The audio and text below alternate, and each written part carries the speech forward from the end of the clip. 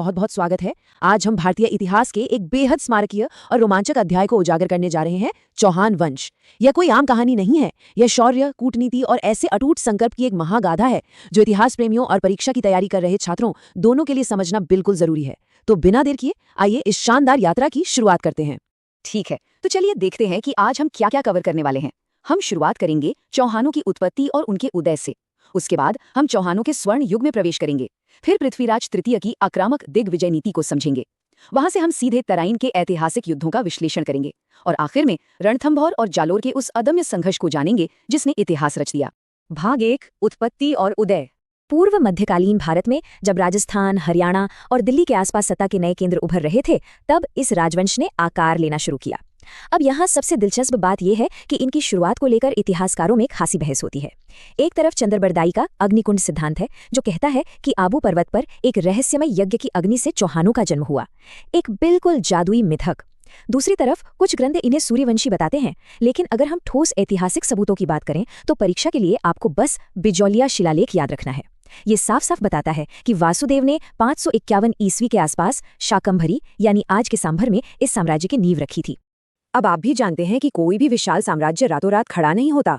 शुरुआत में चौहान शासक गुर्जर प्रतिहार राजवंश के सामंत हुआ करते थे, यानी उनके अधीन काम करते थे। लेकिन 10वीं शताब्दी आते आते इन्होंने एक बहुत ही साहसिक कदम उठाया। वागपति राज प्रथम और सिंह राज के नेतृत्व में उन्होंने प्रतिहारों की अधीनता पूरी तरह से त्याग दी और सिर्फ आजाद ही नहीं हुए, बल्कि पूरे रुतबे के साथ महाराजाधिराज जैसी भव्य उपाधि भी धारण कर ली। भाग 2, चौहानों का स्वर्ण युग। सैन्य ताकत स्थापित करने के बाद अब हम 12वीं शताब्दी में आते हैं, जहां चौहानों का वैभव अपने चरम पर पहुंच गया। इस स्वर्ण युग के केंद्र में थे विग्रहराज चतुर्थ। 1153 से 1163 ईस्वी का उनका शासनकाल सिर्फ तलवारों और युद्धों का नहीं था, बल्कि यह कला और संस्कृति का काल था। उन्हें कवि बांधव कहा जाता था, यानी कवियों का सच्चा मित्र।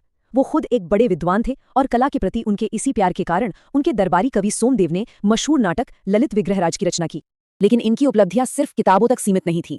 उन्होंने टोंक में बीसलपुर शहर बसाया और बीसलसर झील का निर्माण करवाया, जो आज भी मौजूद है। उन्होंने खुद हरकेली नाम का एक नाटक लिखा, पर उनका सबसे बड़ा ऐतिहासिक कदम जिसने सत्ता के समीकरण बदल दिए, वो था तोमर राजपूतों से दिल्ली को छीनना। दिल्ली पर कब्जा करके और अशोक के शिवालिक स्तंभ पर अपनी जीत का शिलालेख खुदवाकर उन्होंने उत्तर भारत में अपनी ताकत का लोहा मनवा लिया था। भाग 3, दिग्विजय नीति और पृथ्वीराज तृतीय। विग्रहराज के बाद चौहान गद्दी पर इस वंश के सबसे लेजेंडरी चेहरे बैठे, पृथ्वीराज तृतीय। जरा सोचिए, उन्होंने महज 11 साल की उम्र में सत्ता संभाली थी, शुरुआत में अपनी मां कर्पूरी देवी के मार्गदर्शन में। थोड़े बड़े होने पर उन्होंने एक ऐसी नीति अपनाई जिसने उनके पूरे शासन को परिभाषित कर दिया।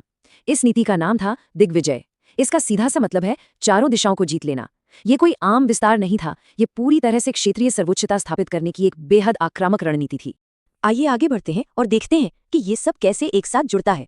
उनके सैन्य अभियान कितने तेज और लगातार थे, आप इस टाइमलाइन से समझ सकते हैं। 1178 में अपने ही चचेरे भाई नागार्जुन के विद्रोह को कुचलने से बात शुरू हुई। 1182 में उन्होंने भदानुकों को हराया और उसी साल महोबा का युद्ध हुआ। महोबा का युद्ध इसलिए भी याद किया जाता है क्योंकि वहां चंदेल राजा की तरफ से लड़ते हुए आल्हा और उदल जैसे महान भाइयों ने अपनी जान की बाजी लगा दी थी। और यही विजय रथ आगे बढ़ते हुए सीधा तराइन के ऐतिहासिक युद्धों तक जा पहुंचा। अब इतने बड़े साम्राज्य को अकेले नहीं चलाया जा सकता।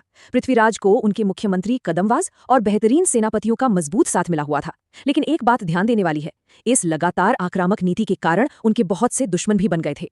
गुजरात के चालुक्य राजा भीमदेव द्वितीय के साथ उनका लंबा संघर्ष चला और कन्नौज के राजा जयचंद के साथ उनकी दुश्मनी तो इतिहास में दर्ज है ही, खासकर संयोगिता के स्वयंवर वाली घटना के बाद। इन सब वजहों से पृथ्वीराज बाकी राजपूत राजाओं से काफी अलग थलग पड़ गए थे। भाग 4, तराइन के ऐतिहासिक युद्ध। यही वो राजनीतिक अलगाव था जो हमें इस एक्सप्लेनेटर के सबसे निर्णायक मोड़ पर ले आता है, मोहम्मद गोरी के साथ टकराव। एक तरफ 1191 का तराइन का प्रथम युद्ध देखिए, यह राजपूतों की शानदार जीत थी। गोविंद राज तोमर ने गोरी को बुरी तरह घायल कर दिया था और तुर्क सेना मैदान छोड़कर भाग खड़ी हुई। लेकिन 1192 का दूसरा युद्ध बिल्कुल अलग था। गोरी वापस लौटा और इस बार करीब 12 लाख की विशाल घुड़सवार सेना के साथ। उसने राजपूतों के आदर्शों के विपरीत भोर के समय छल से हमला किया। इस अचानक हुए और विशाल हमले के सामने राजपूतों का टिकना मुश्किल हो गया और पृथ्वीराज को सिरसा के पास बंदी बना लिया गया। तो यहाँ एक बड़ा सवाल उठता है, 1192 में अजमेर के इस विनाशकारी पतन के बाद उस गर्व से भरे चौहान वंश का आखिर क्या हुआ? क्या उनकी कहानी बस यहीं खत्म हो गई? भाग 5, रणथंभौर और जालौर का संघर्ष।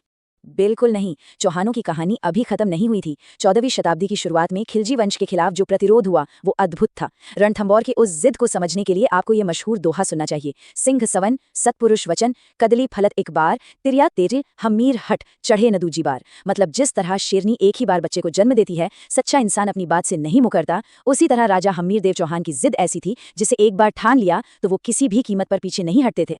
और उनकी ये जिद इतिहास के पन्नों पर साफ दिखाई देती है। रणथंभौर, जिसे पृथ्वीराज के ही बेटे गोविंदराज ने बसाया था, वहां हमीर देव ने अलाउद्दीन खिलजी के एक बागी मंगोल सैनिक महमूद शाह को शरण दी।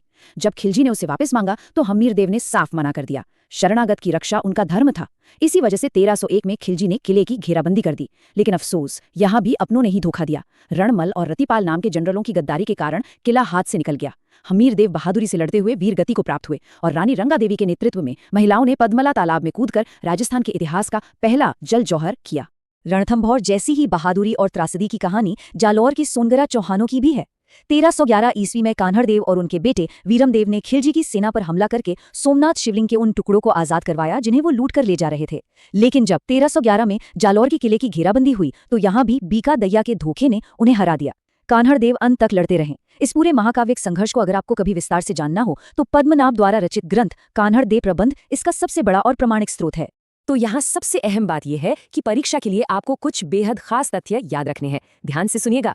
चौहानों की कुलदेवी शाकंभरी माता और आशापुरा माता है। दिल्ली जो चौहानों का एक अहम केंद्र बनी, उसे मूल रूप से तोमर वंश के अनंग पाल ने बसाया था। और क्या आप जानते हैं कि अजमेर में जिसे आज 2.5 दिन का झोपड़ा कहा जाता है, वो दरअसल विग्रहराज चतुर्थ द्वारा बनवाई गई एक संस्कृत पाठशाला थी जिसका नाम सरस्वती कंठाभरण था। और हाँ, वो ऐतिहासिक तराइन का मैदान आज के हरियाणा के करनाल जिले में तरावड़ी के नाम से जाना जाता है। इस पूरी गाथा के अंत में जरा इस बात पर विचार कीजिए, 1192 में छल से भरी महज एक सुबह ने पूरे उपमहाद्वीप की नियति को कैसे हमेशा के लिए बदल दिया। ये हमें सिखाता है कि चाहे साम्राज्य कितने भी विशाल या ताकतवर क्यों ना हो, वे कितने नाजुक हो सकते हैं। अनंत गौरव और दुखद पतन के बीच की लकीर बहुत बारीक होती है। चौहान वंश का इतिहास सिर्फ अतीत की कहानी नहीं है, यह सत्ता, सम्मान और समय के चक्र का एक ऐसा पाठ है जिसे कभी भुलाया नहीं जा सकता। उम्मीद है ये एक्सप्लेनर आपको पसंद आया होगा।